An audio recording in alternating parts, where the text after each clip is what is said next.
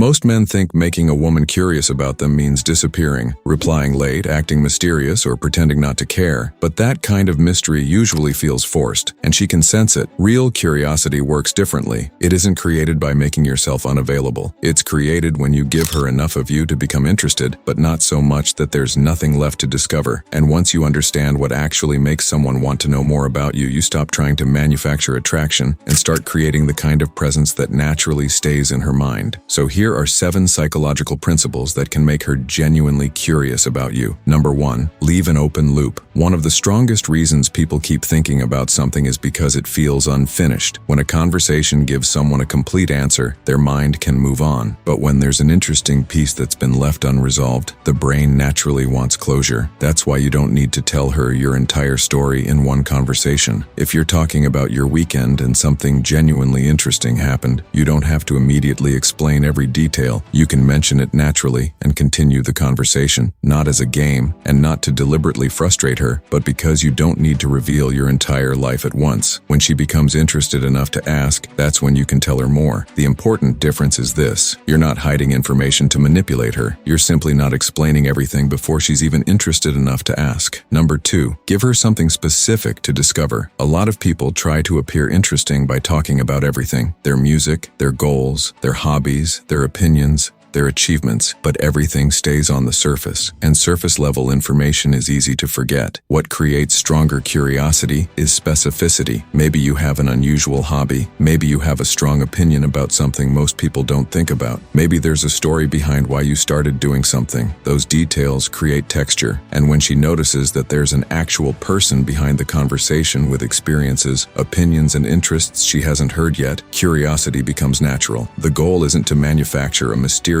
personality. It's to actually have a life with enough depth that she can't understand everything about you in 5 minutes. Number 3, stop interviewing her. This one sounds strange because asking questions is usually considered a good way to show interest, and it is, up to a point. But when every sentence becomes another question, the conversation can start feeling like an interview. Instead of constantly asking why, how, what happened next, sometimes make an observation. If she tells you a story, notice something about the way she tells it. If she gets unusually excited about a particular subject, acknowledge that. You're showing her that you're not just waiting for your turn to speak, you're actually paying attention. And that can be surprisingly powerful because people remember conversations where they felt understood, not just conversations where they answered a lot of questions. Number 4, don't make constant availability your personality. There's a difference between being genuinely interested and making someone the center of your entire day. If you're always waiting for her message, instantly responding every time, canceling your own plans to talk, and constantly trying to keep the interaction alive, eventually there is nothing left for her to wonder about. Not because she needs to be ignored, but because she already knows exactly where your attention is. Genuine independence creates a completely different impression. You have friends, interests, goals, responsibilities, and things you're excited about outside of her. So when you talk to her, you're actually choosing to be present rather than desperately looking for attention. That's not a manipulation tactic. It's what happens when someone genuinely has a life of their own. Number 5, your tone can create more curiosity than your words. You can say the exact same sentence in 2 completely different ways and create 2 completely different impressions. If every interaction feels overly serious, overly careful,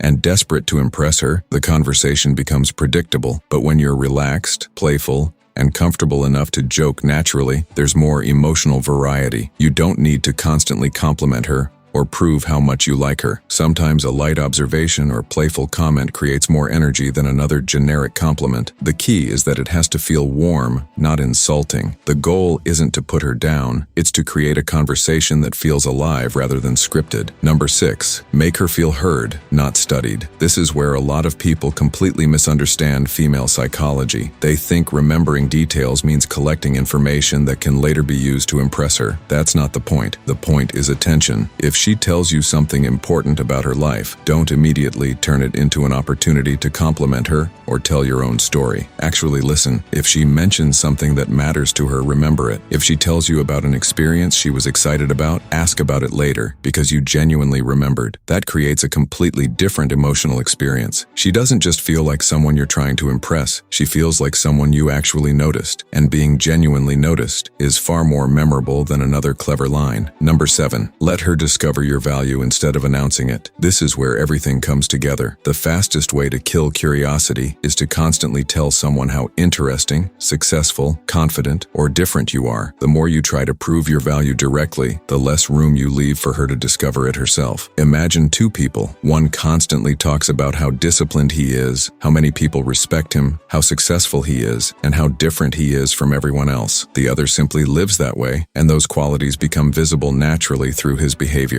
Which one creates more curiosity? Usually, the second, because people become more invested when they reach a conclusion themselves. You don't need to announce every interesting thing about yourself. Let your choices, stories, interests, and behavior reveal it naturally. And here's what connects all 7 of these principles. Curiosity isn't created by pretending to be mysterious. It's created by having something worth discovering. If your entire strategy is disappearing, delaying replies, acting cold, or making her wonder whether you even care, eventually the mystery becomes obvious. But if you have your own interests, your own opinions, your own experiences, your own direction, and you simply don't reveal every layer of yourself immediately, curiosity happens naturally. Because the goal isn't to make her confused about you, it's to make her interested in understanding you. And there's a huge difference between those two things.